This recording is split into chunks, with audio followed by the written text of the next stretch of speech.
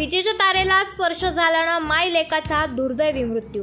साकोली तालुक्यातील मालुटोला येथे रविवारी दुपारी करंटचा तडाखा बसून माय लेकासह गोऱ्ह्याचा मृत्यू झाल्याची घटना घडली आहे। महानंदा प्रभुदास इलमकर वयवर्ष 50, सुशील प्रभुदास इलमकर वयवर्ष 30 असं मृत माय लेकाचं नाव आहे। वन्य प्राण्यांपासून पिकांचं संरक्षण करण्यासाठी त्यांनी सोलारवर आधारित हलका विद्युत प्रवाह असलेली तार शेत शिवाराभोवती लावली होती। मात्र काल दुपारी वादळ वाऱ्यासह आलेल्या पावसात मेन विद्युतवाहक तार तुटून या सोलारवर पडली।